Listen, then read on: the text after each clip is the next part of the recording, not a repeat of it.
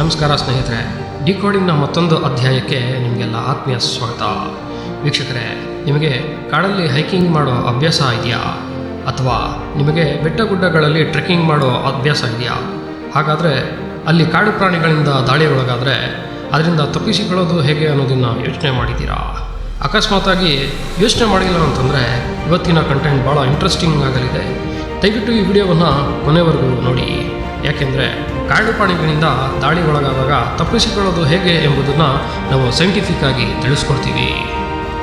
ಮೊದಲನೇದಾಗಿ, ಯಾವ ಪ್ರಾಣಿಗಳಿಂದ ಎಷ್ಟು ಜನ ತಮ್ಮ ಪ್ರಾಣವನ್ನು ಕಳ್ಕೊಂಡಿದ್ದಾರೆ ಎಂಬುದನ್ನು ಸ್ಟ್ಯಾಟಿಸ್ಟಿಕಲಿ ತಿಳ್ಕೊಂಬರೋಣ ಬನ್ನಿ. ಕಾಡು ಪ್ರಾಣಿಗಳು ಒಬ್ಬರ ಮೇಲೆ ದಾಳಿ ಮಾಡಿದಾಗ ಅದು ಬಹಳ ಡೇಂಜರಸ್ ಆಗಿ ಮತ್ತು ಬಹಳ ವಿನಾಶಕಾರಿಯಾಗಿರುತ್ತೆ. ನಮ್ಮ ಮೊದಲ ಪ್ರಾಣಿ ಶಾರ್ಕ್. ಸ್ನೇಹಿತರೆ, ಶಾರ್ಕ್ಗಳು ನೋಡೋಕ್ಕೆ ಎಷ್ಟು ಸಿಂಪಲ್ ಆಗಿರುತ್ತೋ ಇದು ಅಷ್ಟೇ ಡೇಂಜರಸ್. ಶಾರ್ಕ್ಗಳಿಂದ ವರ್ಷಕ್ಕೆ 10 ಜನ ತಮ್ಮ ಪ್ರಾಣವನ್ನು ಕಳ್ಕೊತಾರೆ. ವೀಕ್ಷಕರೇ, ಮುಂದಿನ ಪ್ರಾಣಿ ತೋಳ. ತೋಳಗಳು ಕಾಡಲ್ಲಿದ್ದಷ್ಟು ಒಳ್ಳೆಯದು. ತೋಳಗಳು ನಗರದ ಕಡೆ ಬಂದಾಗ ಸುಮಾರು 20ರಿಂದ 26 ಜನರ ಮೇಲೆ ಹಲ್ಲೆ ಮಾಡಿದೆ ಮತ್ತು ವರ್ಷಕ್ಕೆ 26ರಿಂದ 30 ಜನ ತಮ್ಮ ಪ್ರಾಣವನ್ನು ಕಳ್ಕೊಂಡಿದ್ದಾರೆ. ವೀಕ್ಷಕರೇ, ಸಿಂಹಗಳು ನೋಡೋದಕ್ಕೆ ಗಾತ್ರದಲ್ಲಿ ತುಂಬ ದೊಡ್ಡದಾಗಿರುತ್ತೆ ಮತ್ತು ಕಾಡುಗಳಲ್ಲಿ ಮಾತ್ರವಲ್ಲದೆ ಝೂಗಳಲ್ಲೂ ಕೂಡ ಸಿಂಹ ಪ್ರಾಣವನ್ನು ತೆಗೆದುಕೊಂಡಿದೆ ಮತ್ತು ವರ್ಷಕ್ಕೆ 200ರಿಂದ 250 ಜನರನ್ನು ಸಿಂಹ ಆ್ಯಾವ್ರೇಜ್ ಆಗಿ ಬಲಿ ತೆಗೆದುಕೊಂಡಿದೆ. ವೀಕ್ಷಕರೇ, ಮುಂದಿನ ಪ್ರಾಣಿ ಆನೆ ನೋಡೋಕ್ಕೆ ತುಂಬ ಚಂದ ಮತ್ತು ಮನುಷ್ಯನಿಗೆ ಸ್ನೇಹಿತ ಅಂತಲೇ ಹೇಳ್ಬೋದು. ಆನೆಗಳ ಹತ್ರ ಫೋಟೋ ತೊಗೊಳ್ಳೋದು ಮತ್ತು ಸೆಲ್ಫಿ ತೊಗೊಳ್ಳೋದು ಭಾಳ ಥ್ರಿಲ್ಲನ್ನು ಕೊಡುತ್ತೆ. ಆದರೆ ಆನೆಗಳಿಂದ ಎಷ್ಟು ಜನ ಪ್ರಾಣವನ್ನು ಕಳ್ಕೊಂಡಿದ್ದಾರೆ ಅಂತ ಗೊತ್ತಾ? ವೀಕ್ಷಕರೇ, ಆನೆಗಳಿಂದ ಸುಮಾರು 500 ಜನ ತಮ್ಮ ಪ್ರಾಣವನ್ನು ಕೈ ತೊಳ್ಕೊಂಡಿದ್ದಾರೆ. ಸ್ನೇಹಿತರೆ, ನಮ್ಮ ಮುಂದಿನ ಪ್ರಾಣಿ ಹಿಪ್ಪೋಪಟಮಸ್ ಆಫ್ರಿಕಾದ ಸಬ್ ಅರ್ಬನ್ಗಳಲ್ಲಿ ನೋಡೋದಕ್ಕೆ ಸಿಗುತ್ತೆ ಮತ್ತು ಭಾರತದ ಝೂಗಳಲ್ಲೂ ಕೂಡ ಇದು ನೋಡೋದಕ್ಕೆ ಸಿಗುತ್ತೆ. ಹಿಪ್ಪೋಪಟಮಸ್ಗಳು ನೋಡೋದಕ್ಕೆ ಎಷ್ಟು ಸಿಂಪಲ್ ಆಗಿರುತ್ತೋ ಅಷ್ಟೇ ಡೇಂಜರಸ್. ಇದರಿಂದ ವರ್ಷಕ್ಕೆ 500 ಜನ ತಮ್ಮ ಪ್ರಾಣವನ್ನು ಕಳ್ಕೊತಾರೆ. ವೀಕ್ಷಕರೇ, ಮುಂದಿನ ಪ್ರಾಣಿ ಮೊಸಳೆ. ಈ ಪ್ರಾಣಿಯ ಸ್ಟ್ಯಾಟಿಸ್ಟಿಕ್ಕನ್ನು ನೀವು ಕೇಳಿದ್ರೆ ನಿಜವಾಗ್ಲೂ ಶಾಕ್ ಆಗ್ತೀರಾ. ಏಕೆಂದರೆ ಇದು ಆನೆ, ಸಿಂಹ ಮತ್ತು ತೋಳಗಳಿಗಿಂತಲೂ ಡೇಂಜರಸ್. ಮೊಸಳೆಗಳಿಂದ ಸುಮಾರು 1000 ಜನ ತಮ್ಮ ಪ್ರಾಣ ತ್ಯಾಗವನ್ನು ಮಾಡ್ತಾರೆ. ವೀಕ್ಷಕರೇ, ಇವೆಲ್ಲದರ ಚಾಂಪಿಯನ್ ಯಾರು ಗೊತ್ತಾ? ಅದು ಹಾವಿನಿಂದ ವರ್ಷಕ್ಕೆ ಸುಮಾರು 81,410ರಿಂದ 1,37,880 ಜನ ತಮ್ಮ ಪ್ರಾಣದಿಂದ ಕೈ ತೊಳ್ಕೊಬೇಕಾಗಿದೆ. ಹಾಗಾದರೆ ಈ ಪ್ರಾಣಿಗಳಿಂದ ಬಚಾವಾಗೋದು ಹೇಗೆ? ಸ್ವಲ್ಪ ನೋಡ್ಕೊಂಬರೋಣ ಬನ್ನಿ. ಸ್ನೇಹಿತರೆ, ಅಕಸ್ಮಾತಾಗಿ ನೀವೇನಾದರೂ ಸಮುದ್ರದ ತೀರದಲ್ಲಿ ಆಟ ಆಡಬೇಕಾದ್ರೆ ಅಥವಾ ಫಿಶಿಂಗ್ ಮತ್ತು ಬೋಟಿಂಗ್ ಮಾಡಬೇಕಾದ್ರೆ ಶಾರ್ಕ್ ಅಟ್ಯಾಕ್ ಮಾಡಿದ್ರೆ ಅದರಿಂದ ಬಚಾವಾಗೋದು ಹೇಗೆ? ಈ ಆರ್ಟಿಕಲನ್ನು ಸ್ವಲ್ಪ ನೋಡಿ. ಚೆನ್ನೈನ ಮರೀನಾ ಬೀಚಲ್ಲಿ ಮೀನುಗಾರನೊಬ್ಬನಿಗೆ ಶಾರ್ಕ್ ಅಟ್ಯಾಕ್ ಮಾಡಿದೆ ಮತ್ತು ಆತನ ಹಿಮ್ಮಡಿಯನ್ನು ಕಚ್ಚಿ ಹಾಕಿದೆ. ಶಾರ್ಕ್ಗಳಲ್ಲಿ 500ರಿಂದ 530 ವಿಧವಾದ ಪ್ರಜಾತಿಗಳಿವೆ. ಅದರಲ್ಲಿ ಬರೀ 20 ಪ್ರಕಾರದ ಜಾತಿ ಮಾತ್ರ ಅಟ್ಯಾಕ್ ಮಾಡುತ್ತೆ. ಸುಮಾರು ಸಾರತಿ ಮನುಷ್ಯರನ್ನು ಆಹಾರವಾಗಿ ಕೂಡ ಪರಿಗಣಿಸೋದಿಲ್ಲ ಶಾರ್ಕ್ಗಳು.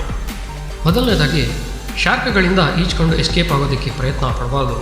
ಯಾಕೆಂದರೆ ಶಾರ್ಕ್ಗಳು ಈಜೋದ್ರಲ್ಲಿ ಎಕ್ಸ್ಪರ್ಟ್ ಮತ್ತು ಶಾರ್ಕ್ಗಳು ಅಟ್ಯಾಕ್ ಮಾಡಿದಾಗ ನೀರಿನಲ್ಲಿ ರಕ್ತ ಮತ್ತು ಮೂತ್ರದ ವಿಸರ್ಜನೆ ಮಾಡಿದ್ರೆ ಅದು ಬೇಗ ಅಟ್ರಾಕ್ಟ್ ಆಗುತ್ತೆ. ಆದ್ದರಿಂದ ಶಾರ್ಕ್ಗಳು ಫೇಸ್ ಟು ಫೇಸ್ ಸಿಕ್ಕಿದಾಗ ಅದರ ಕಣ್ಣುಗಳ ಮೇಲೆ ಮತ್ತು ಅದರ ಗಿಲ್ಸ್ಗಳ ಮೇಲೆ ಅಟ್ಯಾಕ್ ಮಾಡಬೇಕು. ಯಾಕೆಂದರೆ ಕಣ್ಣು ಮತ್ತು ಗಿಲ್ಸ್ಗಳು ಭಾಳ ಸೆನ್ಸಿಟಿವ್ ಜಾಗ. ಇಲ್ಲಿ ಅಟ್ಯಾಕ್ ಮಾಡಿದ್ರೆ ಮಾತ್ರ ನಾವು ಶಾರ್ಕ್ಗಳಿಂದ ಎಸ್ಕೇಪ್ ಆಗೋದಕ್ಕೆ ಚಾನ್ಸಸ್ ಇರುತ್ತೆ. ಮುಂದಿನ ಪ್ರಾಣಿ ಸಿಂಹ. ಸ್ವಲ್ಪ ಈ ಆರ್ಟಿಕಲನ್ನು ನೋಡಿ. ಸಿಂಹ ವರ್ಷಕ್ಕೆ 200ರಿಂದ 250 ಜನರನ್ನು ಬಲಿ ತೆಗೆದುಕೊಳ್ಳುತ್ತೆ. ಈ ಆರ್ಟಿಕಲನ್ನು ಕೂಡ ಸ್ವಲ್ಪ ನೋಡಿ. ಭಾರತದಲ್ಲಿ ಸಿಂಹ 7 ಜನರನ್ನು ವರ್ಷಕ್ಕೆ ಬಲಿ ತೆಗೆದುಕೊಂಡಿದೆ. ಹಾಗಾಗಿ ಸಿಂಹ ನಿಮ್ಮ ಮುಂದೆ ಬಂದಾಗ ಗಾಬರಿ ಆಗಬಾರ್ದು. ಯಾಕೆಂದರೆ ಸಿಂಹ ಬೆವರು ವಾಸನೆಯನ್ನು ಕಂಡುಹಿಡಿಯೋದರಲ್ಲಿ ಸಾಮರ್ಥ್ಯ ಹೊಂದಿದೆ.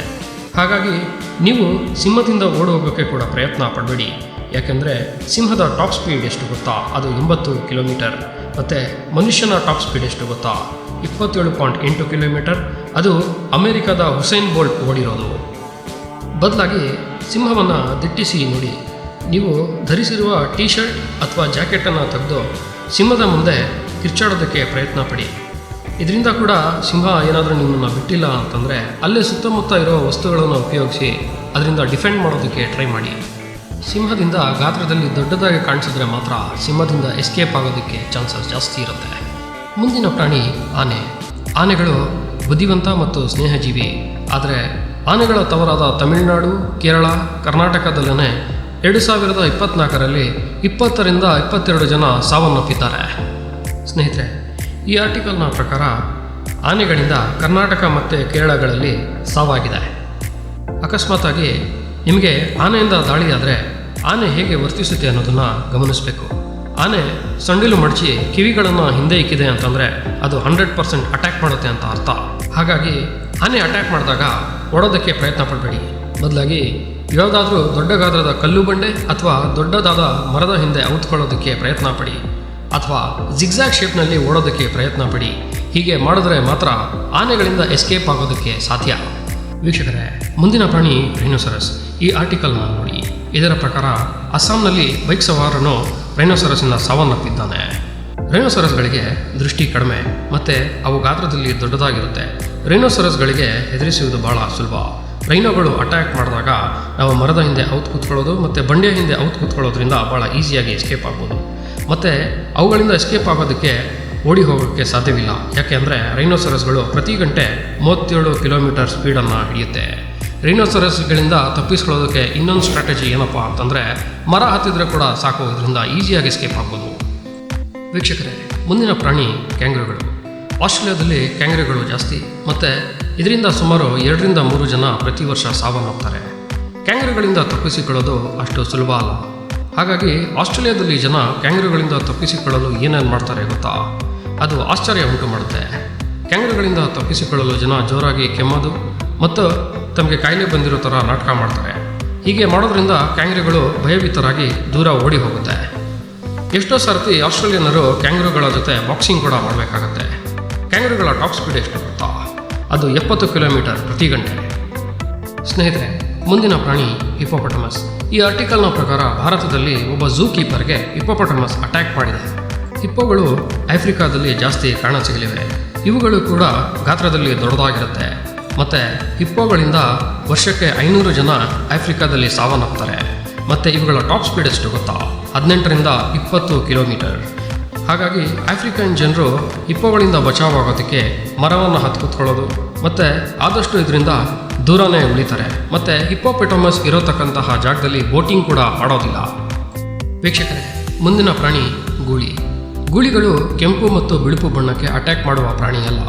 ಅದು ಮತ್ತೊಂದು ಪ್ರಾಣಿಯ ಚಲನೆ ವಲನೆಗಳನ್ನು ನೋಡುತ್ತೆ ಮತ್ತು ಅಟ್ಯಾಕ್ ಕೂಡ ಮಾಡುತ್ತೆ. ಈ ಆರ್ಟಿಕಲ್ನ ಸ್ವಲ್ಪ ನೋಡಿ. ಒಬ್ಬ ವೃದ್ಧನನ್ನು ಗೂಳಿ ಹೊಡೆದು ಹಾಕಿದೆ ಮತ್ತು ಭಾರತದಲ್ಲಿ ಸುಮಾರು ಜಾಗಗಳಲ್ಲಿ ಅನಾಥ ಗೂಳಿಗಳು ಓಡಾಡ್ತಿರುತ್ತೆ. ಹಾಗಾದರೆ ಗೂಳಿಗಳಿಂದ ಬಚಾವಾಗೋದು ಹೇಗೆ? ಗೂಳಿ ನಿಮ್ಮ ಹತ್ರ ಓಡ್ ಬರ್ತಾ ಇದೆ ಅಂತ ಗೊತ್ತಾದರೆ ನೀವು ಓಡಬೇಡಿ. ಆದಷ್ಟು ಒಂದೇ ಕಡೆ ನಿಲ್ಲೋದಕ್ಕೆ ಪ್ರಯತ್ನ ಪಡಿ. ಅಥವಾ ನಿಮ್ಮ ಹತ್ರ ಯಾವುದಾದ್ರೂ ತಿಂಡಿ ತಿನಿಸು ಇದ್ದರೆ ಅಥವಾ ಬಟ್ಟೆ ಇದ್ದರೆ ಇದನ್ನು ಗೂಳಿಗಳಿಂದ ದೂರ ಎಸೆಯಲು ಪ್ರಯತ್ನ ಪಡಿ. ಹೀಗೆ ಮಾಡೋದ್ರಿಂದ ಗೂಳಿಗಳಿಂದ ಎಸ್ಕೇಪ್ ಆಗೋದು ತುಂಬ ಈಸಿ. ವೀಕ್ಷಕರೇ, ಜೆಲಿಫಿಶ್. ಈ ಆರ್ಟಿಕಲ್ನ ಸ್ವಲ್ಪ ನೋಡಿ. ಭಾರತದಲ್ಲಿ ಜೆಲಿಫಿಶ್ ದಾಳಿ ತೀರಾ ಕಡಿಮೆ. ಮತ್ತು ಈ ಆರ್ಟಿಕಲ್ನ ಪ್ರಕಾರ ಗೋವಾದಲ್ಲೇ 850 ಜೆಲಿಫಿಶ್ ಕೇಸಸ್ ಪತ್ತೆಯಾಗಿದೆ ಮತ್ತು ಕೇರಳದಲ್ಲಿ ಒಬ್ಬನ ಸಾವು ಕೂಡ ಆಗಿದೆ. ಹಾಗಾಗಿ ಜೆಲಿಫಿಶ್ ಅಟ್ಯಾಕ್ನ ಹೇಗೆ ತಪ್ಪಿಸ್ಕೊಳ್ಳೋದು? ಜೆಲಿಫಿಶ್ಗಳು ಅಟ್ಯಾಕ್ ಮಾಡಿದಾಗ ಅದು ವಿಷಕಾರಿ ಮುಳ್ಳುಗಳನ್ನು ಮನುಷ್ಯನ ದೇಹದಲ್ಲಿ ಚುಚ್ಚುತ್ತವೆ. ಇದರಿಂದ ಉರಿಯೂತ ಮತ್ತು ನೋವು ಉಂಟಾಗುತ್ತೆ. ಹೀಗಾಗಿ ಸುಮಾರು ಜನ ಇದರ ಮೇಲೆ ಮೂತ್ರ ವಿಸರ್ಜನೆ ಮಾಡಿದರೆ ಸರಿ ಹೋಗುತ್ತೆ ಅಂತ ವದಂತಿಗಳನ್ನ ನಂಬ್ತಾರೆ. ಇದು ಶುದ್ಧ ಸುಳ್ಳು. ಜೆಲಿಫಿಶ್ ಚುಚ್ಚಿದಾಗ ಆ ಗಾಯದ ಮೇಲೆ ಉಪ್ಪುನೀರಿನಿಂದ ತೊಳಿಬೇಕು ಮತ್ತು ನಿಧಾನವಾಗಿ ಆ ಮುಳ್ಳುಗಳನ್ನು ತೆಗಿಬೇಕು. ಆ್ಯಂಟಿ ಹಿಸ್ಟಮೈನ್ ಅನ್ನೋತಕ್ಕಂಥ ಆಯಿಂಟ್ಮೆಂಟನ್ನು ಹಚ್ಚಿದ್ರೆ ಸಾಕು, ಉರಿಯೂತ ಕಡಿಮೆ ಆಗುತ್ತೆ. ವೀಕ್ಷಕರೇ, ಮುಂದಿನ ಪ್ರಾಣಿ ಮೊಸಳೆ. ಮೊಸಳೆಯಿಂದ ಸುಮಾರು 1000ಕ್ಕಿಂತ ಹೆಚ್ಚು ಸಾವಾಗಿದೆ. ಭಾರತದ ವಡೋದರಾದಲ್ಲಿ ಮೊಸಳೆ 30 ವರ್ಷದ ಯುವಕನನ್ನು ತಿಂದು ಹಾಕಿದೆ. ಹಾಗಾದರೆ ಮೊಸಳೆಗಳಿಂದ ಪಾರಾಗೋದೆಗೆ? ಮೊಸಳೆಯ ಹಳ್ಳುಗಳು ಯಾವುದೇ ಪ್ರಾಣಿಗಳಿಗಿಂತಲೂ ಬಲುಗಟ್ಟಿ. ಇದರಿಂದ ತಪ್ಪಿಸಿಕೊಳ್ಳೋದು ಅಷ್ಟು ಸುಲಭ ಅಲ್ಲ. ಮೊಸಳೆ ದಾಳಿ ಮಾಡಿದಾಗ ಅದರ ಕಣ್ಣಿನ ಮೇಲೆ ದಾಳಿ ಮಾಡಬೇಕು ಅಥವಾ ಅದರ ಬಾಯಿಯೊಳಗೆ ದಾಳಿ ಮಾಡಬೇಕು. ಯಾಕೆಂದರೆ ಇದೇ ಮೊಸಳೆಯ ಸೂಕ್ಷ್ಮ ಮತ್ತು ಮೆದುವಾದ ಜಾಗ ಆಗಿರುತ್ತೆ.